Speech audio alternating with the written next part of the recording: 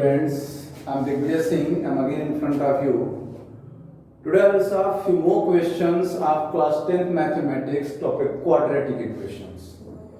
In previous video I have taught about a lot of chapters just like real numbers, quadratic equations, polynomial, paranomial equations and trigonometry. And for the practice questions we will solve few more questions of each exercise. Now the rule of this quadratic equation, that is the quadratic equations, the few more questions how can you solve.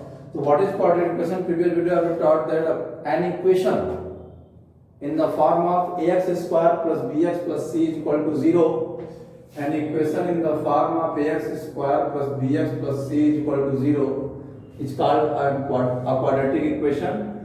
There a, b and c are real numbers and a is not equal to 0.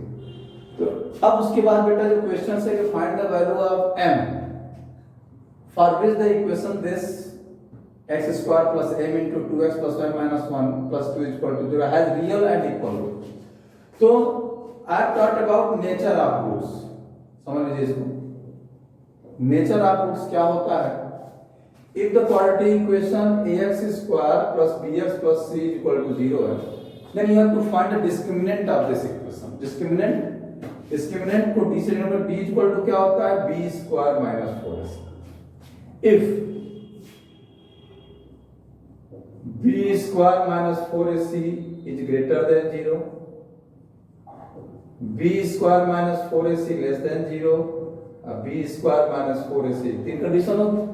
या तो ये b square, ये जो discriminant है ये, या तो इनकी वैल्यू 0 से बड़ी होगी या 0 से छोटी होगी या 0 के बराबर होगी. 0 से छोटी होने का मतलब नेगेटिव होगी. जब 0 से बड़ी होगी तो लिखेंगे टू डिस्टिंक्ट रियल रूट्स.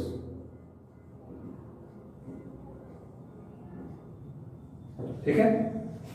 छोटी होगी तो नो रियल रूट्स और टू इक्वल रियल रूट्स. ठीक है. ये तीन कंडीशन होती है. जैसे आपको ये find the nature of roots, एक नंबर क्वेश्चन आ गया. Find the nature of roots equation दे दिया कि इसका नेचर फाइंड करिए. नेचर फाइंड करना मतलब जो उसका सॉल्यूशन निकलेगा किस टाइप का होगा. सॉल्यूशन निकलेगा कि नहीं निकलेगा. निकलेगा तो किस टाइप का. दोनों अलग अलग टू मतलब दोनों अलग अलग रियल रूट्स होंगे कि दोनों इक्वल रियल रूट्स होंगे कि रियल रूट्स हो गए. तो इस टाइप का मैटर. ठीक है. तो इससे पहले हम सबसे पहले इसी पे इसमें दिया है यानी ये कंडीशन दिया हुआ है. ठीक है. ध्यान दीजिएगा, समझिए ध्यान से.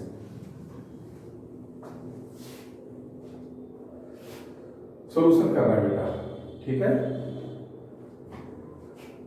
Equations x square plus m into 2x plus m minus 1 plus 2 equal to 0 has real and equal roots. Therefore b square minus 4ac is equal to, क्या करेंगे? कंपेयरिंग इट विथ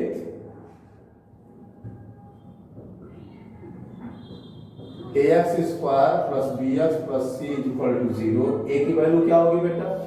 तो देखो बेटा इधर अभी क्या करें, इसको लिख लें x square plus 2mx plus m square minus m plus 2. भाई m का 2mx plus m square minus m plus 2. अब इसमें क्या हो जाएगा? x square plus 2mx plus m square minus m plus 2. ये एक साथ हो जाएगा इक्वल टू 0. अब आप देख रहे हैं a की वैल्यू क्या हो जाएगी? 1. b की वैल्यू क्या हो जाएगी बेटा? 2m. ये ax square plus bx plus c और c की वैल्यू हो जाएगी m square minus m plus 2. ठीक है. ये वैल्यू निकल गई. अब क्या करेंगे? b square minus 4ac equal to 0 है तो b की वैल्यू 2m है. 2m का स्क्वायर माइनस 4 इंटू a1 है और c क्या है? m square minus m plus 2 equal to 0. ठीक है. ये देखिए ये ऐसे ब्रैकेट लगा लेंगे. ये हो जाएगा बेटा 4m स्क्वायर माइनस इसका मल्टीप्लाई करेंगे 4m स्क्वायर. ठीक है. या एक स्टेप और बढ़ा लें, कोई दिक्कत नहीं। 4 into M square minus M plus 2, ध्यान दीजिएगा 4m square minus 4m square minus minus plus 4m minus 8 is equal to 0। अब ये और ये कैंसिल हो गए, सेम टर्म डिफरेंट साइन, एक मैन में दो तो हवा नहीं रह सकती है, दोनों अलग अलग है, डिस्टर्ब आत्मा है। तो बेटा क्या हो गया 4m minus 8 is equal to 0, तो 4m इज इक्वल टू 8 हो गया, माइनस उधर जाके प्लस हो गया, ध्यान दीजिएगा इधर। तो m की वैल्यू क्या हो गई 8/4, 4 टू जाए, m की वैल्यू क्या आ गई, सीधा सा आंसर आ गया m की वैल्यू 2।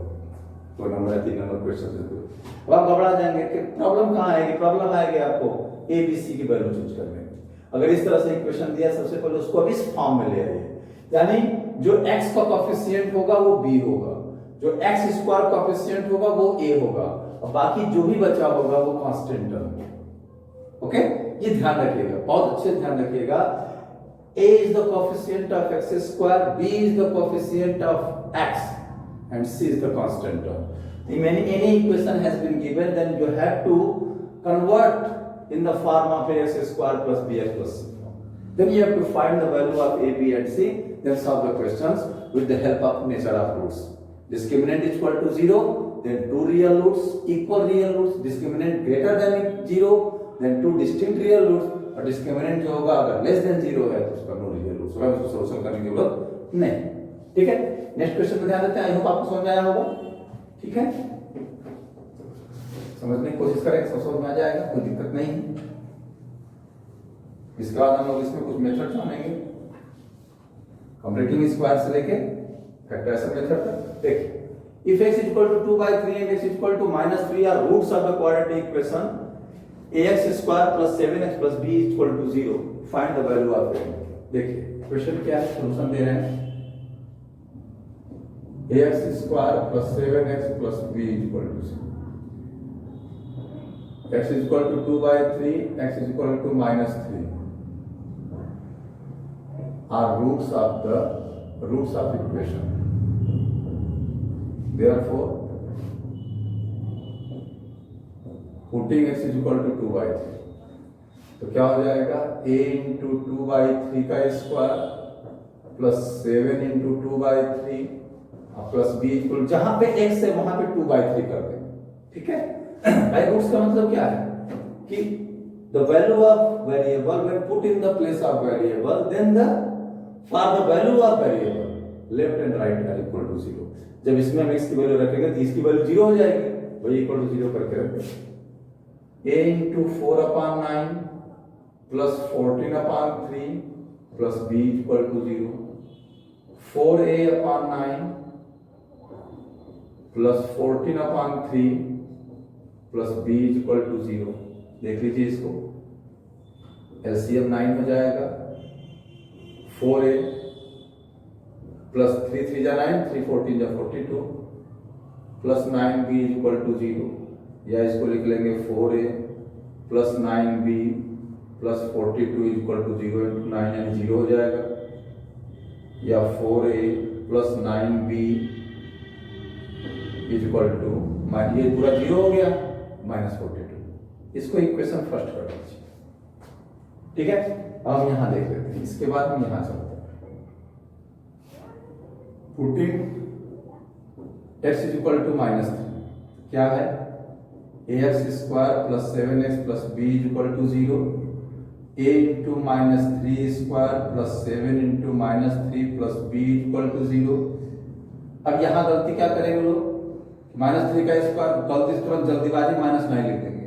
दिमाग में रखिएगा कभी भी स्क्वायर किसी इंटीजर का पॉजिटिव होता है हमेशा, चाहे नेगेटिव या पॉजिटिव। प्लस 9 -21 प्लस 20 में जो गलतियां होंगी, पहली गलती माइनस प्लस का होता है, 9a plus b equal to 21, या इसको ऐसे कर लेंगे 9a minus 21 is equal to, या ऐसा कर लीजिए b इक्वल टू हो जाएगा 21 माइनस 9। ठीक, अब देखिए इक्वेशन फर्स्ट है। अब इसके बाद हम यहां आ रहे हैं, ध्यान दीजिएगा, equation first, from equation first 4a plus 9b equal to -42, we will use the substitution method।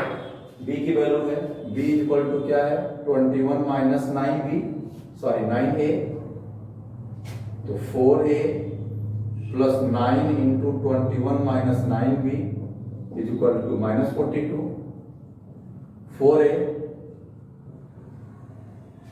ठीक है 189 minus 81b is equal to minus 42, sorry ये a है, b बार बार लिख जा रहा है a, ये ध्यान रखिएगा ऐसी गलती ना हो।